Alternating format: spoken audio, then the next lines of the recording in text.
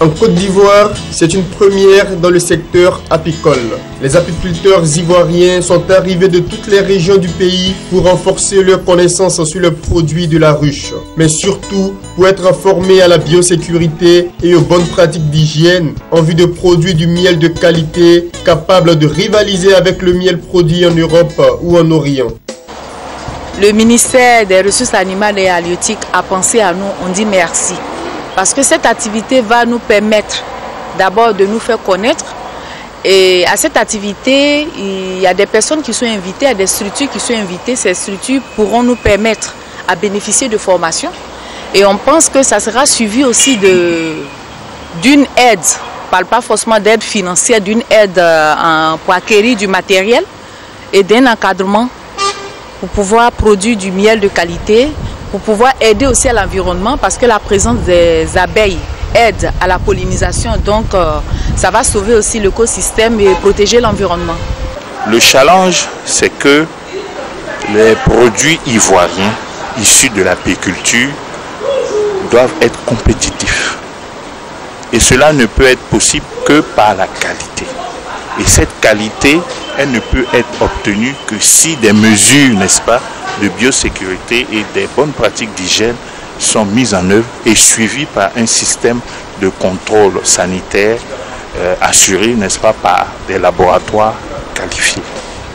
Ce séminaire répond à un besoin d'encadrement et d'organisation des acteurs de la filière apicole, longtemps confrontés à de nombreuses difficultés à cause de l'inexistence de politiques de promotion de l'apiculture en Côte d'Ivoire.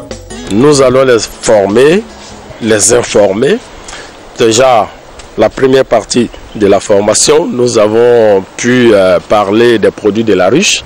Et après, nous allons parler tout à l'heure de la réglementation pour qu'ils sachent que l'autorité compétente, c'est la direction des services vétérinaires auprès de laquelle ils doivent se déclarer. Après, nous allons parler des bonnes pratiques, c'est-à-dire dans quelles conditions ils doivent produire du miel de qualité. Et après, nous allons essayer de mettre à leur disposition les laboratoires, pour ne pas dire les noms des laboratoires, qui ont les capacités analytiques aujourd'hui de faire du contrôle et de la surveillance et les analyses nécessaires sur le miel pour que le miel qui est donné aux consommateurs soit sûr et garantisse la sécurité de ce miel-là. Les bénéficiaires de cette formation n'ont pas manqué de saluer la tenue de ce séminaire qui pour eux est indispensable au développement de leurs activités. Cet atelier vient à point nommé, étant donné que le miel est un aliment essentiel pour la croissance même de l'être humain.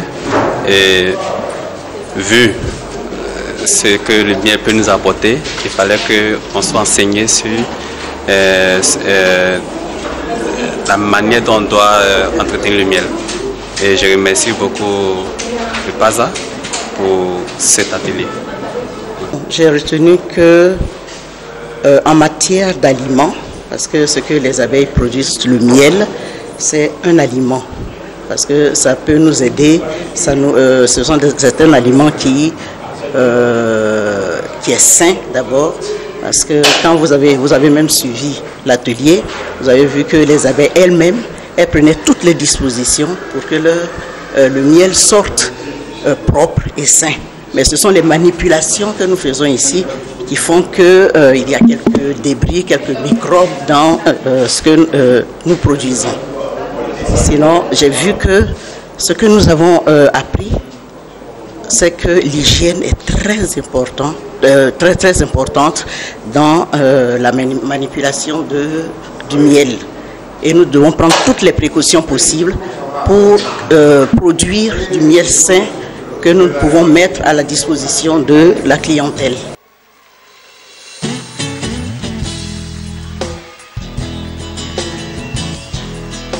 Mieux vaut prévenir que guérir. C'est tout le sens de ce séminaire organisé à l'endroit des animateurs des groupements de défense sanitaire pour éviter toute épidémie dans l'élevage de porcs en Côte d'Ivoire. Ces animateurs composés d'éleveurs de porcs ont assisté à plusieurs formations pour aider l'administration dans la surveillance de l'apparition de nouvelles maladies, organiser, coordonner les programmes de lutte et sensibiliser aux facteurs de risque d'élevage porcin. Ils vont être accompagnés de vétérinaires privés et supervisés par la direction régionale ou départementale du ministère des Ressources animales et halieutiques. Nous faisons beaucoup d'investissements. Nous sommes appelés aujourd'hui à augmenter nos revenus, à rentabiliser nos élevages. Et nous ne pourrons le faire que si nous sommes soucieux du fait que nous sommes à l'abri aujourd'hui des calamités qui peuvent survenir en ce qui concerne la maladie dans nos élevages. Le projet d'appui à la relance des filières agricoles en Côte d'Ivoire va fournir des équipements en moto, des GPS, des ordinateurs et des paires de bottes à 10 groupements de défense sanitaire, en plus du carburant et des frais de communication pour mieux accomplir leurs tâches sur le terrain. Ils sont invités à faire bon usage de toutes ces fournitures. Aujourd'hui, nous venons former des représentants, pour ne pas dire des animateurs, d'une structure très importante dans la lutte contre les pathologies animales. Il faut savoir que le GDS, c'est comme si l'État confiait une partie de ses prérogatives à une structure dans laquelle on trouve l'administration, les vétérinaires privés et les éleveurs. Cette structure-là n'a pas le droit de faillir parce qu'elle doit nous permettre non seulement de surveiller et de contrôler, mais aussi surtout de prévenir les pathologies. Mais si toutefois ces pathologies arrivaient à se présenter, qu'on puisse intervenir le plus rapidement pour pouvoir limiter les dégâts. Mais si ce qu'on a appris, on ne l'utilise pas comme il faut, si ce qu'on a reçu, on ne l'utilise pas comme il faut, il va s'en voir qu'il sera très difficile de pouvoir limiter les dégâts. Les groupements des villes d'Abidjan, de Grand Bassam, de Man, de Boisflé, de Yamoussoukro, de Boaké, de San Pedro et de Daloa sont les bénéficiaires de cet appui. Ce séminaire qui a duré 2 jours s'est soldé par la remise de diplômes de participation et de kits aux différents groupements de défense sanitaire. Une photo de famille a immortalisé cette rencontre.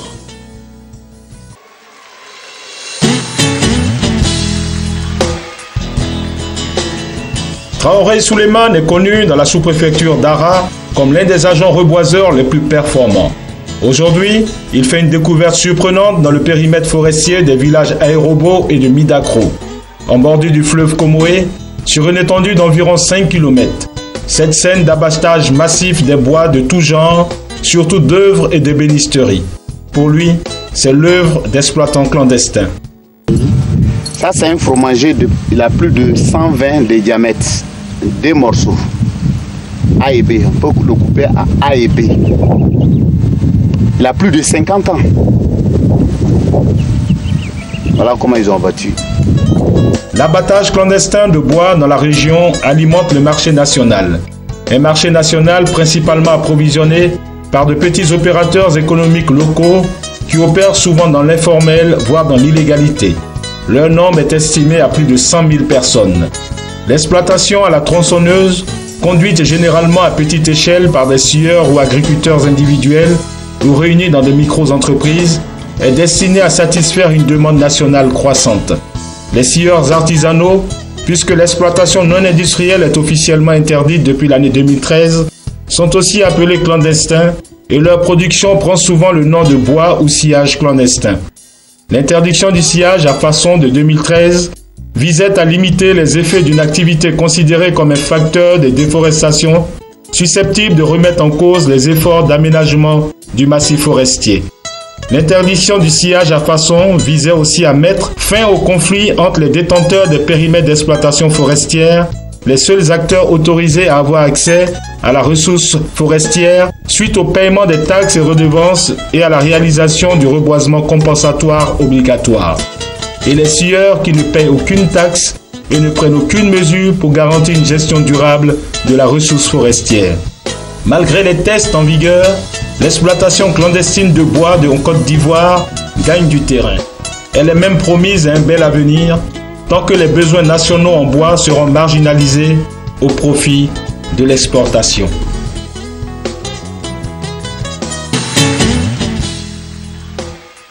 Désormais en Côte d'Ivoire, la jeunesse ne veut plus attendre tout des autres et elle a pour cela décidé de prendre en main son devenir. L'opinion nationale et internationale a été invitée à ce point de presse pour être informée sur l'évolution des préparatifs du Forum international de la formation et de l'emploi organisé du 11 au 13 juin par International Technology Group Côte d'Ivoire. Une association qui réunit plusieurs étudiants de différentes filières industrielles et scientifiques en Côte d'Ivoire et dans le monde entier. Ce forum est une plateforme qui veut offrir des opportunités d'emploi à travers le rapprochement des étudiants avec des chefs d'entreprise et des cabinets de recrutement. Mais surtout, il se veut un cadre de promotion de l'entrepreneuriat jeune. L'entrepreneuriat, c'est comme une option très envisageable et très envisagée de notre pays, la Côte d'Ivoire, sachant que l'État pourvoyeur d'emploi dans les années après notre indépendance ne peut plus faire face aux milliers d'étudiants qui sortent. Donc du coup, en s'appuyant sur le secteur privé, mais malheureusement, ce secteur privé ne peut pas embaucher tous ces étudiants-là. Je pense que l'option qui s'impose, c'est l'option entrepreneuriat. Donc, vous pourrez remarquer les réformes que la Côte d'Ivoire a engagées au niveau de l'environnement des affaires. Nous voyons au niveau des CPC de guichet unique. Aujourd'hui, nous avons la possibilité de créer une entreprise en 24 heures. Donc, du coup, ça aide la Côte d'Ivoire ça aide les investisseurs qui croient en ce qu'on peut facilement faire des affaires ici. Depuis octobre 2014, les organisateurs de ce forum s'activent à mettre tout en œuvre pour la réussite de cet événement. Et avec le soutien de nombreux partenaires et l'accompagnement du patronat ivoirien et du Centre de promotion des investissements en Côte d'Ivoire, CPC, d'importants moyens ont pu être mobilisés pour répondre aux attentes des étudiants. À l'heure actuelle, nous sommes très avancés au niveau de l'organisation. Au niveau des pays exposants qui venant de l'extérieur, tout est déjà à fin prêt. Au niveau de la Côte d'Ivoire, nous avons lancé dans la première quinzaine de mois d'avril une grande communication qui va permettre de réunir tous les prospects qui pourront prendre tous les stands. Sont donc attendus à ce forum international de la formation et de l'emploi 10 000 visiteurs avec des délégations venues des 10 pays qui abritent des International Technology Group, notamment l'Inde, le Maroc et le Burkina Faso.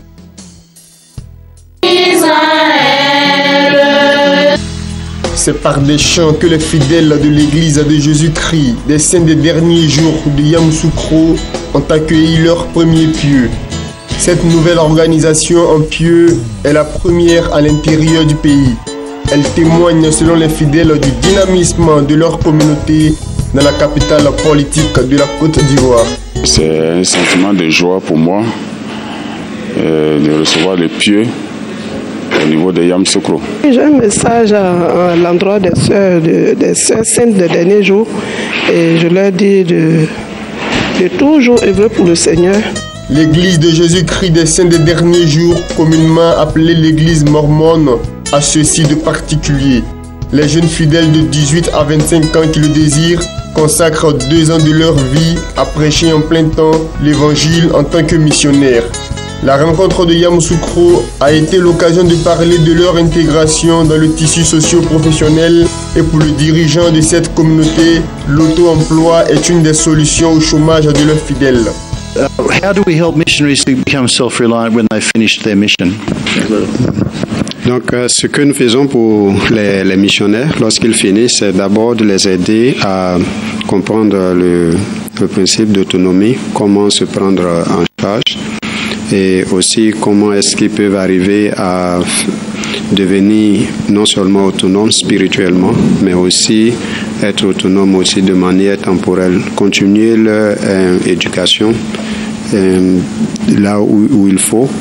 Et aussi, nous les aidons à pouvoir faire de bonnes formations qui peuvent les aider à s'insérer dans la vie active. En plus de cela, nous avons constaté que lorsque même tu as un diplôme ici en Côte d'Ivoire, il arrive que les gens n'arrivent pas à trouver le travail qu'il faut. Donc, nous avons aussi un programme qui aide toutes les personnes qui ont des qualifications de pouvoir construire leurs propres activités en fonction de cette qualification. Donc cela les aide à réellement se prendre en charge et à aussi prendre en charge leur famille. So the church has developed a way to help people to decide what skills they have and to build a business around those skills. So we have put together a program that enables them to understand some of the financial implications of running a business, starting a business, marketing the business. L'Église de Jésus-Christ des Saints des Derniers Jours est présente en Côte d'Ivoire depuis 1988 où elle compte 18 000 membres pour 52 unités reparties sur l'ensemble du territoire national.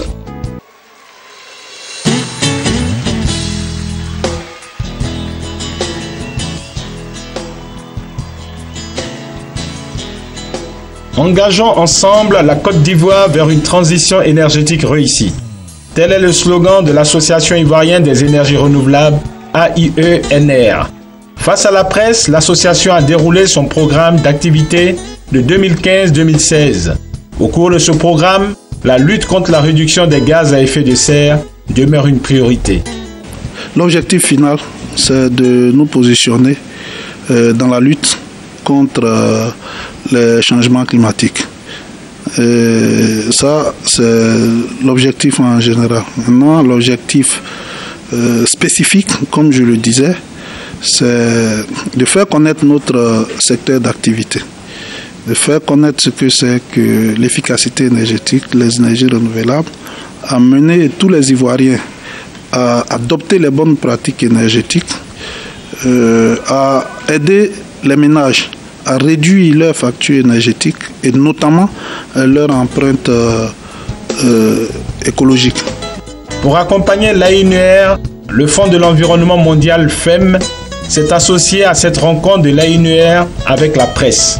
Constitué de 185 pays, le FEM œuvre pour la mise en place des stratégies pour les énergies renouvelables, d'où le financement de près de 298 projets liés aux énergies renouvelables en Côte d'Ivoire. Il y a des projets qui sont déjà financés en Côte d'Ivoire. J'ai présenté ces projets, dont 2 projets qui sont en cours. Le projet du remplacement des ampoules incandescentes en fluorescent. Et puis le deuxième, c'était la construction de mini-centrales qui peuvent alimenter des ménages en énergie renouvelable, énergie solaire. Maintenant, à la fin de ce mois, nous organisons un atelier de présélection des projets prioritaires de la Côte d'Ivoire. Au cours de cet atelier, il s'agirait à tous les promoteurs de projets de venir soumettre leurs projets et nous allons les regrouper selon les plans, programmes que nous avons présentés. Ayant pour vocation de contribuer à développer la part des énergies renouvelables dans la production énergétique, l'AIENR compte organiser le Salon international de l'efficacité énergétique et des énergies renouvelables d'Abidjan, SIEENRA, au mois de septembre prochain.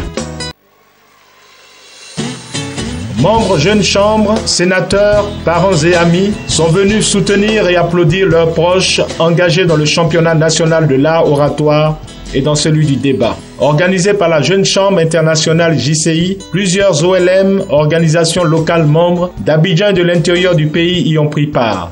Il faut le dire que ce championnat national d'art oratoire et de débat n'est pas une activité locale ou bien nationale, mais c'est une activité mondiale. C'est un programme mondial de la Jeune Chambre internationale. Le concours de débat et puis le concours d'art oratoire. Il y en a plus d'autres. Il y a d'autres concours encore, par exemple les awards, le TOIP, le meilleur entrepreneur, la lutte contre le paludisme, la destruction de moustiques imprégnés. Et c'est en cela que le concours d'art oratoire et débat est implémenté en Côte d'Ivoire depuis plusieurs années. Et cette année, comme on le dit, c'est une année électorale. Donc, comme on le dit, nous sommes des jeunes citoyens actifs. Nous ne devons pas rester en reste. Il faudrait que nous puissions jouer notre partition. Étalant leur talent d'orateur, ces jeunes gens ont impressionné plus d'un. En témoigne le représentant du président de l'Assemblée nationale, parrain de la cérémonie, le vice-président de l'Assemblée, Touré Yacouba. Après cette cérémonie, je suis fier de la jeunesse ivoirienne parce que les thèmes abordés sont d'actualité en Côte d'Ivoire et même en Afrique. Après près d'une journée de compétition, le verdict est tombé. 3 prix ont été décernés. Le prix du meilleur débatteur a été attribué à Aïoul Jean-Michel, qui vient de l'OLM de Bingerville. Le vainqueur de l'art oratoire se nomme Bonnie Claver, qui nous vient de l'OLM Abidjan Lagune. Quant au concours de débat, il a été remporté par le groupe de l'OLM Abidjan Lagune. Pour le concours d'art oratoire, je ne figure pas parmi les 3 premiers. Pour le concours de débat, j'ai été désigné comme étant le meilleur débatteur de la compétition. Oui, forcément un peu déçu parce que avec mon équipe, en tant que capitaine, on a fourni un travail énorme, vraiment. On pensait avoir tout fait. Mais vous savez, le thème c'était élection, ce n'est pas la guerre. Je crois que nous n'avons pas été totalement satisfaits des résultats. Nous acceptons parce que c'est aussi cela, donner une leçon de démocratie, de réconciliation et puis pour permettre à l'organisation d'avancer. Un mot de remerciement à l'endroit du Seigneur parce que c'est lui qui a permis toutes choses et qui a fait toutes choses. Ensuite, dire merci à la Jeune Chambre internationale Côte d'Ivoire qui offre cette plateforme à toute la jeunesse pour pouvoir développer un esprit positif, pour pouvoir se rencontrer, échanger, se parler et faire des propositions pour un objectif meilleur, un avenir radieux pour les différentes populations. Je pense que cela se voit. Nous sommes très heureux et je pense que les mots pour le dire peinent à sortir. Voilà. Et nous remercions la JCI de nous avoir permis de nous exprimer, de faire valoir nos connaissances et je pense que cela est à saluer. Pour rappel, la Jeune Chambre internationale JCI est une fédération mondiale de 200 000 jeunes citoyens âgés de 18 à 40 ans, répartis en près de 5000 communautés dans plus de 115 pays à travers le monde. La JCI est présente notamment au sein de l'ONU, de l'UNESCO, de l'UNICEF, de la Chambre de commerce internationale, de CARE International et de l'AIESEC.